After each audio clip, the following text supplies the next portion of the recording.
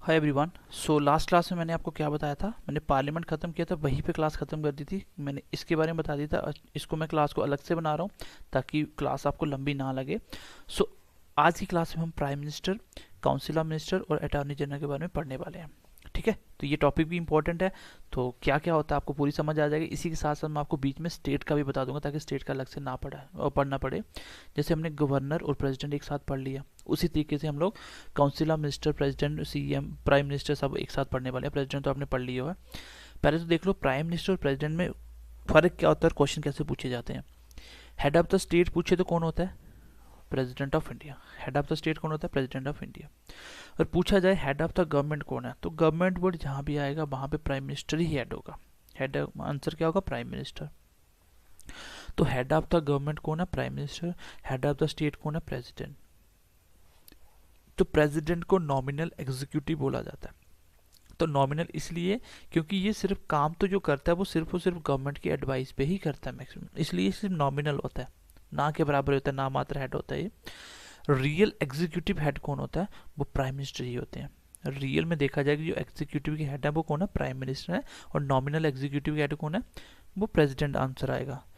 जो प्रेसिडेंट है इसके लिए वर्ड यूज किया जाता है डी यूर एग्जीक्यूशन एग्जीक्यूटिव। तो डी यूर एग्जीक्यूटिव क्या होता है?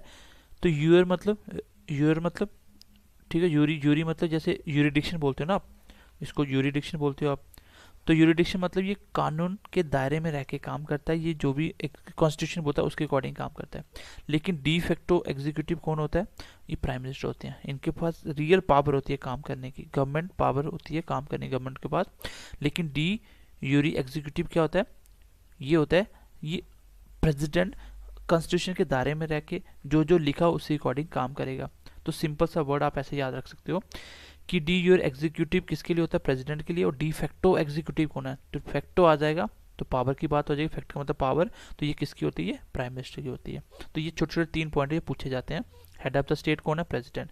हेड ऑफ द गवर्नमेंट कौन है? Prime minister. नॉमिनल एग्जीक्यूटिव कौन है? प्रेसिडेंट। रियल एग्जीक्यूटिव कौन है? Prime minister. D Yuri executive कौन है? प्रेसिडेंट। और डी फैक्टो एग्जीक्यूटिव कौन है? Prime minister. तो यहाँ तक आपको समझ आ गया होगा। चलिए अब हम बात कर लेते हैं किसकी? अभी हम बात कर लेते हैं प्राइम मिनिस्टर के आर्टिकल की, और धीरे धीरे हम सीखते हैं कि किस तरीके से प्राइम मिनिस्टर बनते हैं, किस तरीके से इनके सिलेक्शंस होते हैं, सब कुछ हम देखने की कोशिश करेंगे। चलिए सबसे पहले लिख लीजिए आर्टिकल नंबर 75 के बारे में। आर्टिकल नंबर 75 क्या कहता है? तो आर्टिकल नंबर 75 कहता है कि प्राइम मिनिस्टर को क्या किया जाता है? अपॉइंट किया जाता है। Appointed by president. तो प्राइम मिनिस्टर को अपॉइंट किया जाता है। पूछा जाएगा इलेक्शन होगा कि अपॉइंट होगा, आंसर होगा अपॉइंट। आपको अभी थोड़ा सा अजीब लग रहा होगा, देखो अपॉइंट ही किया जाता है। बेसिकली प्राइम मिनिस्टर कौन होता है? आप लोग जो वोट करते हो ना, वो आप मोदी को वोट नहीं कर रहे थे, आप बीजेपी को वोट कर रहे थे, आप लोग पार्टी को वोट कर रहे थे। फिर पार्टी एक बंदा खड़ा करती है कि ये हमारा प्राइम मिनिस्टर होगा। वो तो इलेक्शन से पहले ही बताती है, कभी बाद में बताती है। ठीक है, तो फिर उसको नॉमिनेट किया जाता है, फिर उसको आगे प्रेसिडेंट अपॉइंट करते हैं प्राइम मिनिस्टर के लिए। तो प्राइम मिनिस्टर हमेशा कौन होगा? जो भी मेजोरिटी पार्टी होगी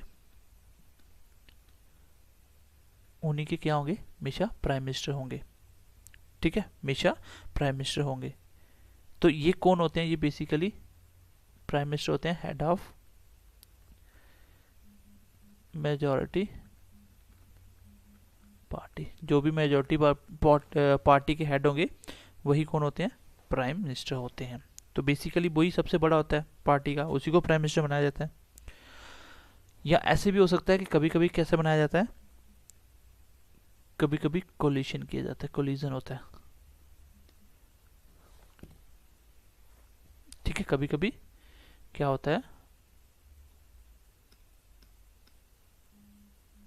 ठीक है, कोलिजन क्या होता है? कोलिजन मतलब होता है कि जब प्राइम मिनिस्टर कोलिजन मेथड से बनाया जाता है उसको बोलते हैं कोलिजन गवर्नमेंट। कोलिजन मतलब होता है कि मिलके गवर्नमेंट बनाना।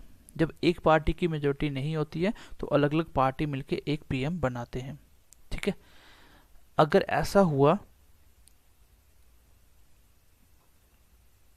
पार्टियों ने एक दूसरे को समर्थन नहीं दिया, तो इस केस में क्या होगा? देन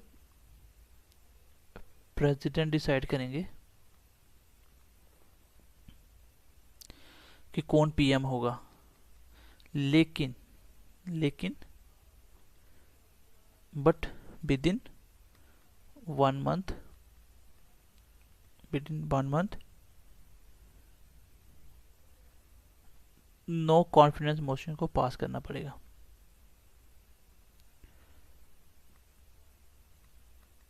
क्या करना पड़ेगा? पास करना पड़ेगा। मतलब देखो, जो भी मेजोरिटी पार्टी होगी उनका जो ऐड होगा उसी को प्रेसिडेंट अपॉइंट करेगा as a prime minister, as a prime minister. अगर मेजोरिटी पार्टी कोई नहीं होती तो उस केस में कोलिजन का इस्तेमाल किया जाता है। पार्टियां मिलके एक कैंडिडेट को खड़ा करती हैं, उसको बोलते हैं कोलिजन से पार्टी बनी, पीएम उसका होगा, तो आगे अपॉइंट तो प्रेसिडेंट करेगा। अगर इन दोनों कंडीशन में पार्टी नहीं बन रही कोई भी, इस केस में प्राइम मिनिस्टर कैसे बनेगा? तो प्रेसिडेंट डिसाइड करेंगे, लेकिन प्रेसिडेंट ने जिस भी पार्टी का हेड बनाया वो देख लिया कौन सी सबसे ज़्यादा वोटों वाली है, लेकिन उस पार्टी को 1 मंथ के अंदर अंदर नो कॉन्फिडेंस मोशन पास करना होगा।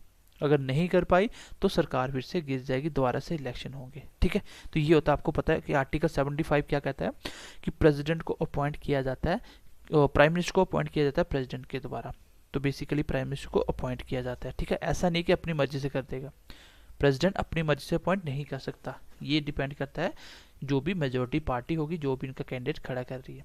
ठीक है, तो ये गवर्नमेंट के लिए बाउंडेड होता है, ये अपनी मर्जी से तो नहीं कर सकता। लेकिन हाँ, यहाँ पे जब कोई भी पार्टी मेजोरिटी में नहीं है, कोलिजन नहीं हो रहा, इस केस में प्रेसिडेंट डिसाइड करेगा कि किसको प्राइम मिनिस्टर बनाना है।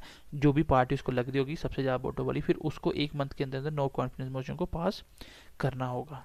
ठीक है, चलिए इसमें देखते हैं कि मेंबरशिप किस किस चीज़ की होती है, यहाँ पे क्वालिफिकेशन क्या होती है, कौन इसको कसम दिलवाता है, ओथ कौन दिलवाता है। चलिए, तो अच्छे से पढ़ेंगे हम क्लास को, आपको सब कुछ समझ आएगा, क्लियर होगा हर एक टॉपिक। तो इसमें क्वेश्चन कैसे आते हैं मैं वो भी आपको बता दूंगा। तो मेंबरशिप की बात करें, अगर कोई भी प्राइम मिनिस्टर बनता है तो वो लोकसभा या राज्यसभा का मेंबर होना चाहिए। अगर किसी को भी प्राइम मिनिस्टर बनना है तो लोकसभा और राज्यसभा का मेंबरशिप होना कंपलसरी है, क्योंकि यहाँ तो लोकसभा का एमपी होगा या राज्यसभा का, तभी एमएलए प्राइम मिनिस्टर बन पाएगा। लेकिन ऐसा जरूरी नहीं है कि जिस टाइम पे अपॉइंट हुआ उस टाइम पे उनके पास मेंबरशिप हो, बट 6 मंथ के अंदर अंदर वो किसी न किसी हाउस का मेंबर होना चाहिए, चाहे लोकसभा का या राज्यसभा का।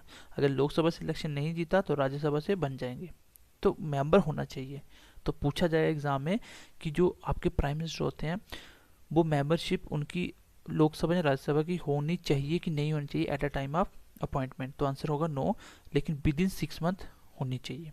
ठीक है, चलिए नेक्स्ट हम देखते हैं इसकी ओथ के बारे में, फिर इसका टेन्योर और देन इसकी क्वालिफिकेशन। चलिए, क्वालिफिकेशन क्या होती है इनकी? पहली बात तो इंडियन सिटीजन होनी चाहिए। क्या होनी चाहिए? इंडियन सिटीजन होने चाहिए, तभी प्राइम मिनिस्टर बन सकते हैं। मिनिमम एज पूछा जाता है एग्जाम में कि प्राइम मिनिस्टर बनने के लिए मिनिमम एज क्या होगी, तो आंसर होगा 25 ईयर्स। लेकिन अगर स्पेशली पूछा जाए कि अगर वो राज्यसभा के मेंबर हैं तो मिनिमम एज कितनी होनी चाहिए, तो आपको पता है राज्यसभा मेंबर की मिनिमम एज कितनी होती है? 30 साल। मैं आपको पार्लियामेंट कंप्लीट करवा चुका हूँ, तो 30 साल होनी चाहिए। अगर लोकसभा से पूछा जाए तो 25 साल। अगर इन जनरल पूछा जाए कि कम से कम एज कितनी है कि प्राइम मिनिस्टर बनाया जाए, तो 25 साल है, क्योंकि लोकसभा से आएगा तो 25 से बन जाएंगे। लेकिन मैक्सिमम एज की कोई लिमिट नहीं होती।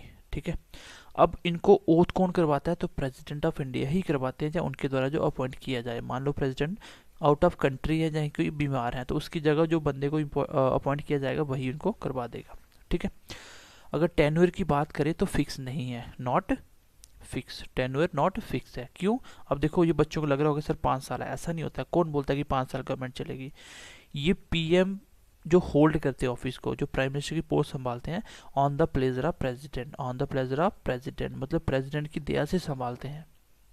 तो प्रेसिडेंट जब तक चाहेगा तब तक चलेगा, ऐसा नहीं प्रेसिडेंट जब मन करे रिमूव कर दे। भाई मेजोरिटी पार्टी है तो वो जब तक नहीं देगी लिख के तब तक थोड़ी रिमूव कर देगा प्रेसिडेंट। लेकिन ऐसा हो सकता है कि पार्टी टूट जाए बीच में, कभी भी प्रेसिडेंट डिसॉल्व कर सकता है। तो इसलिए इसका टेन्योर जब पूछा जाए तो फिक्स नहीं होता, ये चीज़ याद रखना। क्योंकि बहुत बार ऐसा हुआ है कि एक साल में, एक इवन की अटल बिहारी वाजपेयी के टाइम 13 दिन के अंदर सरकार गिर गई थी, विद इन 30 डे के बाद फिर से इलेक्शन हुए थे। ठीक है, तो इनको रिमूवल कौन करता है? प्रेसिडेंट ऑफ इंडिया ही करते हैं। ऐसा नहीं वो किसी को भी रिमूव कर देंगे, वो जो भी पार्टी के हिसाब से जो मेजोरिटी होगी, जो नो कॉन्फिडेंस मोशन होगा, उस हिसाब से ये करेंगे। ठीक है, अब रिजाइन किसको करते हैं? तो रिजाइन टू प्रेसिडेंट। तो बेसिकली अगर प्राइम मिनिस्टर को रिज़ाइन करना हो, अपनी पोस्ट से रिज़ाइन करना हो, तो किसको करेंगे? ये प्रेसिडेंट ऑफ इंडिया को करेंगे। तो आई होप यहाँ तक समझ गए होंगे, क्योंकि मैं सारी चीज़ें पढ़ा चुका हूँ। अब इसमें भी सब कुछ सेम है। क्वालिफिकेशन आपको पता है, आपके जो प्रेसिडेंट है उनकी भी यही है, इंडियन सिटीजन होना चाहिए, लेकिन उनकी एज 35 साल है, इनकी एज 25 या 30 साल, अगर लोकसभा राज्यसभा के हिसाब से पूछा जाए तो। मिनिमम मैक्सिमम की कोई लिमिट नहीं है। आप जहाँ भी देखोगे ना मिनिस्टर बनने के लिए, क्वालिफिकेशन में एजुकेशन कहीं नहीं लिखी होगी, ठीक है? ये इंडिया में एजुकेशन का सिस्टम नहीं है। अब ओथ की बात करें तो प्रेसिडेंट ही करवाते हैं, जब उनके द्वारा जो आदमी को अपॉइंट किया जाए।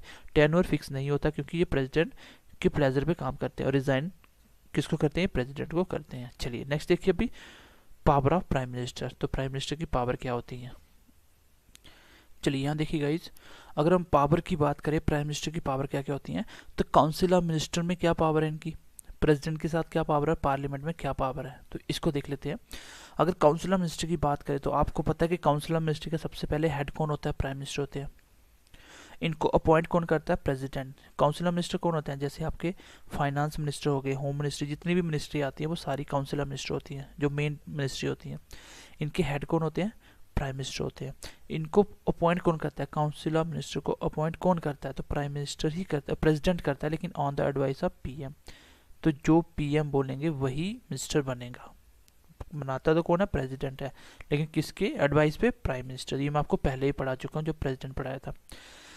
अगर पीएम रिजाइन करता है तो काउंसिल ऑफ मिनिस्टर को भी रिजाइन करना पड़ेगा, एंड वाइस वर्सा। अगर पूरे काउंसिल ऑफ मिनिस्टर रिजाइन करते हैं तो पीएम को भी करना पड़ेगा, मतलब सरकार डिसॉल्व हो जाएगी।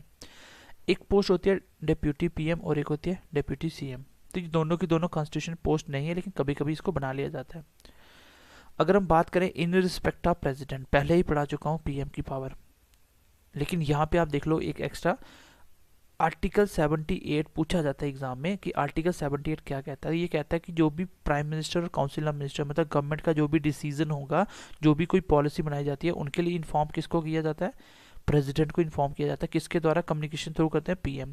तो पूछा जाता है जो पूरा काउंसिल ऑफ मिनिस्टर है और प्रेसिडेंट के बीच में जो डिस्कशन इन्फॉर्मेशन होती है वो कौन करता है? तो उसका जो चैनल होता है वो कम्युनिकेशन किसके थ्रू होता है? प्राइम मिनिस्टर के थ्रू। ये आर्टिकल 78 कहता है कि प्रेसिडेंट को इन्फॉर्म किया जाता है प्राइम मिनिस्टर के थ्रू।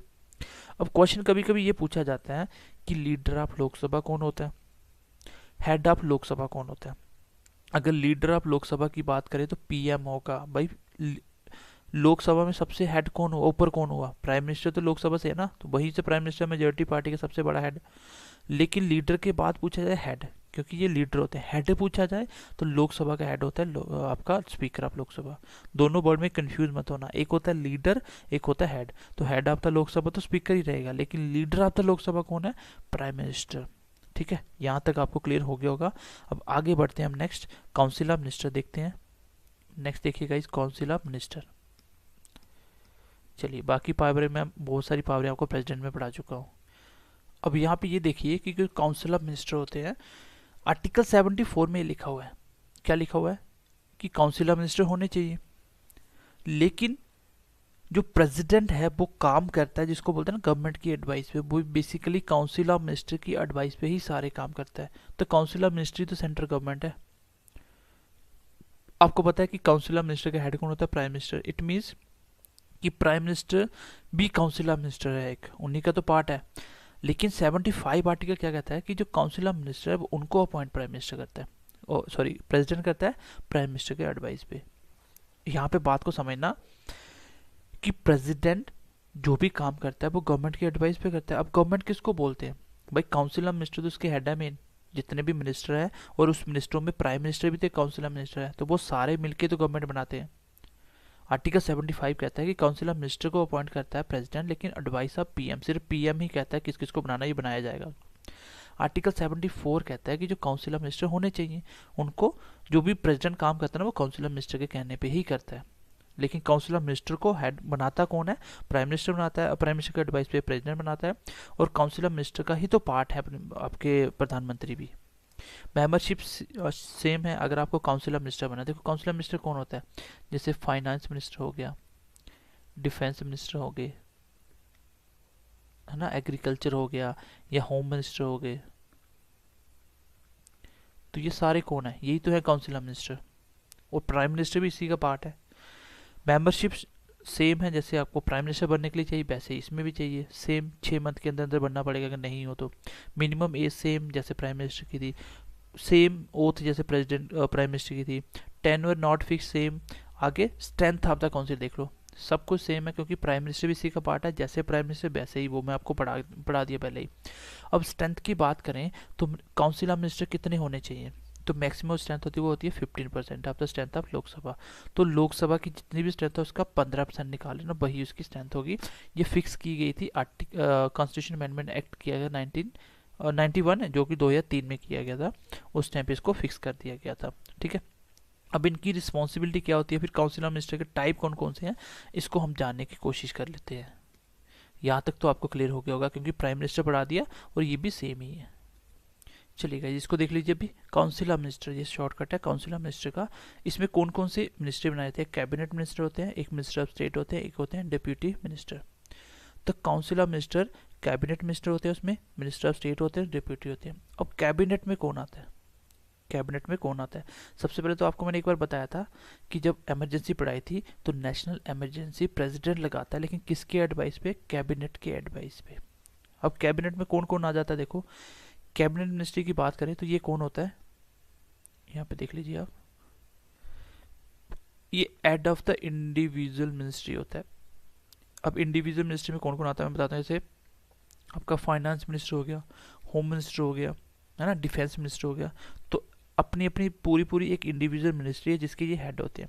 इनके पास इंडिपेंडेंट चार्ज होता है, अगर जो डिफेंस मिनिस्टर है डिफेंस का चार्ज उन्हीं के पास है।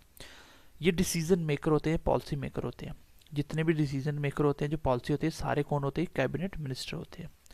अगर हम बात करें मिनिस्टर ऑफ स्टेट की तो ये कौन होते हैं, ये इंडिपेंडेंट चार्ज होता है इनके पास।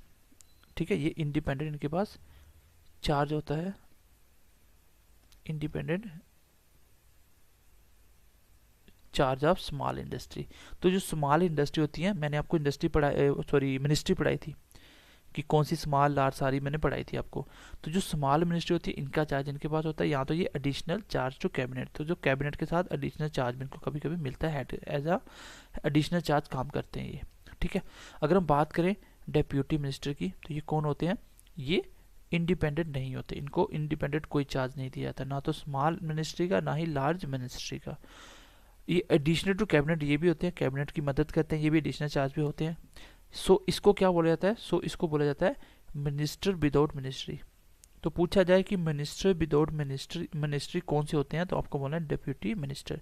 जो डेप्यूटी मिनिस्टर होते हैं ये विदाउट मिनिस्ट्री मिनिस्टर होते हैं, मतलब मिनिस्टर तो होते हैं लेकिन इनके पास इंडिपेंडेंट कोई मिनिस्ट्री नहीं होती, इंडिपेंडेंट नहीं होती, एडिशनल कैबिनेट होते हैं, खाली कैबिनेट के साथ एडिशनल होते हैं ये। तो देखो काउंसिल ऑफ मिनिस्टर में 3 आते हैं मिनिस्ट्री, एक आती है कैबिनेट, एक आती है मिनिस्टर ऑफ स्टेट, एक होती है डेप्यूटी मिनिस्टर। अगर हम कैबिनेट की बात करें तो कैबिनेट कौन होते हैं, जैसे इंडिविजुअल जो भी मिनिस्ट्री हैं, जैसे डिफेंस हो गया आपका, फाइनेंस हो गया, होम मिनिस्ट्री हो गया ना, ये सारे इंडिविजुअल हैं, इनको अलग अलग इंडिपेंडेंट चार्ज मिलता है और ये इन्हीं के हेड होते हैं और ये डिसीजन मेकर होते हैं, पॉलिसी मेकर होते हैं। कैबिनेट ही मेन हेड होते हैं, सब कुछ करने वाले यही होते हैं, बाकी करवाने इनको करवाना होता है आगे। मिनिस्ट्री ऑफ स्टेट कौन होते हैं, जिसको इंडिपेंडेंट चार्ज मिलता है स्मॉल मिनिस्ट्री का, मतलब चार्ज तो मिलता है लेकिन छोटी मिनिस्ट्री, सब मिनिस्ट्री जो होती हैं, एडिशनल चार्ज कैबिनेट का मिल जाता है इनको। और डिप्यूटी मिनिस्टर वो मिनिस्टर होते हैं जो मिनिस्टर विदाउट मिनिस्ट्री होते हैं, इनके पास इंडिपेंडेंट चार्ज नहीं होता, खाली ये एडिशनल ऑफ कैबिनेट काम करते हैं। ठीक है, तो ये थी कुछ मिनिस्ट्री जो मैंने आपको बता दी। अब हम बात करेंगे अटॉर्नी जनरल के ऊपर। अटॉर्नी जनरल 78 भी हो गया, 74 75 हो गया। चलिए आगे बढ़ते हैं, हम लोग बात करते हैं अटॉर्नी जनरल की। तो यहाँ तक मैं एक बार रिवाइज कर देता हूँ सो एज आपको थोड़ी रिवीजन हो जाए इसकी। हमने बात करी सबसे पहले, आज हम पढ़ रहे हैं prime minister, council of minister और अटॉर्नी जनरल के ऊपर। प्रेसिडेंट और प्राइम मिनिस्टर में फ़र्क क्या है, हेड ऑफ द स्टेट तो प्रेसिडेंट है, head of the government prime minister होते हैं। नॉमिनल एग्जीक्यूटिव कौन है, प्रेसिडेंट है, और रियल एग्जीक्यूटिव कौन है, प्राइम मिनिस्टर। रियल सही में डी ज्यूरी एग्जीक्यूटिव कौन है, प्रेसिडेंट है, उसके बाद डी फैक्टो एग्जीक्यूटिव कौन है, प्राइम मिनिस्टर है। यहाँ तक हो गया आपका।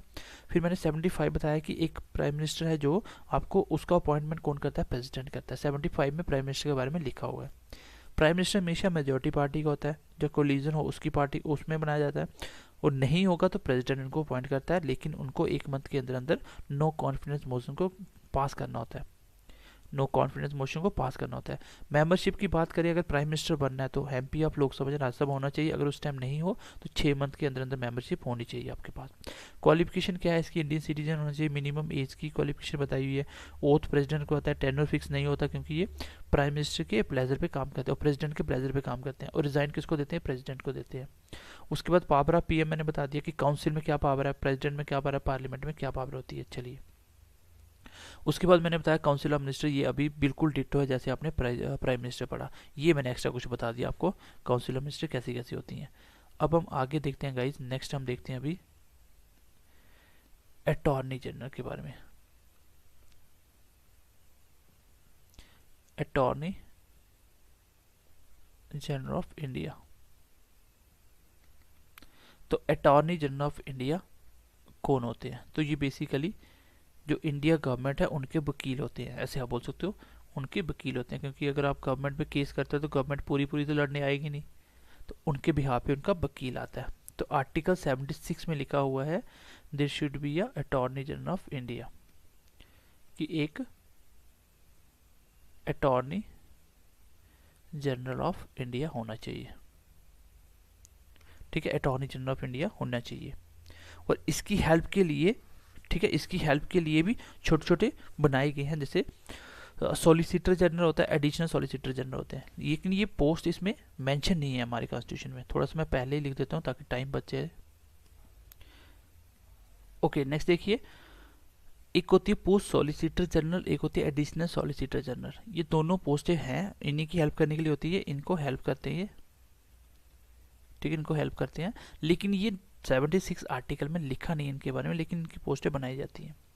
अगर पूछा जाए एग्जाम में कि highest law officer of India कौन है, तो वो चीफ जस्टिस ऑफ इंडिया नहीं होते, वहां पे आएगा अटॉर्नी जनरल ऑफ इंडिया। तो highest law officer of India कौन होते हैं, अटॉर्नी जनरल। इनको अपॉइंटमेंट कौन करता है, प्रेसिडेंट, ये तो कोई दिक्कत नहीं होनी चाहिए। क्वालिफिकेशन देख लेते हैं इसकी, ये इंपॉर्टेंट है, इसकी क्वालिफिकेशन वही है इनकी जो सुप्रीम कोर्ट के जज की होती है।